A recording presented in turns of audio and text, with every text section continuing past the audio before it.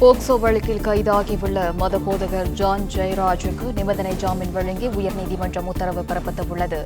POCSO வழக்கில் கைதாகியுள்ள மத போதகர் ஜான் ஜெபராஜுக்கு நிபந்தனை ஜாமீன் வழங்கி உயர்நீதிமன்றம் உத்தரவு பிறப்பித்துள்ளது. அந்த செய்தியினை பார்த்து வருகிறோம்.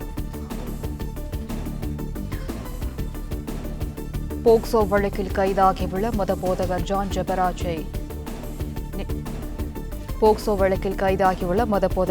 ஜெபராஜுக்கு நிபந்தனை ஜாமீன் வழங்கி உயர்நீதிமன்றம் உத்தரவு பிறப்பித்துள்ளது.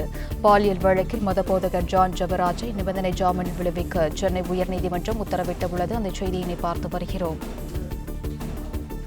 17 மற்றும் 14 வயதான 2 சிறுமிகளிடம் அத்துமீறியதாக கொடுக்கப்பட்ட புகாரில் ஜான் ஜெபராஜ் கைது செய்யப்பட்டார். போக்சோ வழக்கில் கைதாகியுள்ள மத போதகர் ஜான் ஜெபராஜுக்கு நிபந்தனை ஜாமீன் வழங்கி உயர்நீதிமன்றம் உத்தரவு பிறப்பித்துள்ளது. போக்சோ வழக்கில் கைதாகியுள்ள மத போதகர் ஜான் ஜெபராஜுக்கு நிபந்தனை ஜாமீன் வழங்கி உயர்நீதிமன்றம் உத்தரவு பிறப்பித்துள்ளது. அந்த செய்தியினை பார்த்து வருகிறோம்.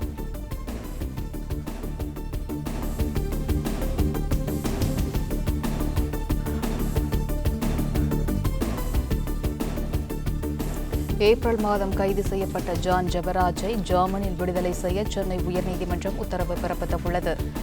போக்சோ வழக்கில் கைதாகியுள்ள மத போதகர் ஜான் ஜெபராஜுக்கு நிபந்தனை ஜாமீன் வழங்கி உயர்நீதிமன்றம் உத்தரவு பிறப்பித்துள்ளது. கூடுதல் விவரங்களை வழங்குகிறார் செய்தியாளர் ஆனந்த். ஆனந்த், வணக்கம். வழக்கின் விவரம் என்ன? வணக்கம். போக்சோ வழக்கில் சிறையில் உள்ள கிறிஸ்துவ மத போதகர் ஜான் ஜெபராஜுக்கு நிபந்தனை ஜாமீன் வழங்கி சென்னை உயர்நீதிமன்றம் உத்தரவிட்டிருக்கிறது.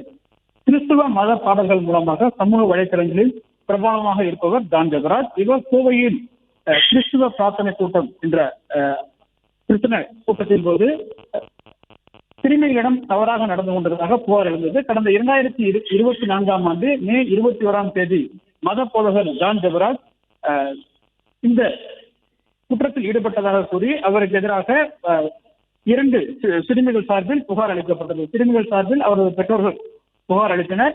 இதில்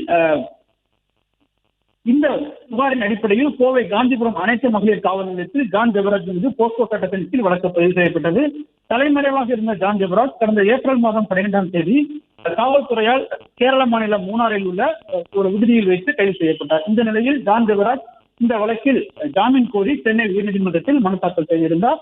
அந்த மனுவில் நானும் என் மனைவியும் பிரிந்து வாழ்ந்து வருவதாகவும் என் மனைவி அவரது குடும்பத்தினர் தூண்டுதலின் பெயரில் சிறுமியை வைத்து தனக்கு எதிராக காவல்துறையிடம் பொய்யாக புகார் அளித்திருப்பதாகவும் தனக்கு எதிராக உள்நோக்கத்துடன் பொய்யான புகாரில் போக்சோ வழக்கு பதிவு செய்யப்பட்டிருப்பதாகவும் காவல்துறை விசாரணைக்கு முழு ஒத்துழைப்பு வழங்குவதாகவும் வெளிநாடு தப்பிச்சென்ற மாட்டேன் எனவும் எனவே இந்த வழக்கில் தமக்கு ஜாமீன் வழங்க வேண்டும் எனவும் அவர் தன்னுடைய மனுவில் கோரியிருந்தார்.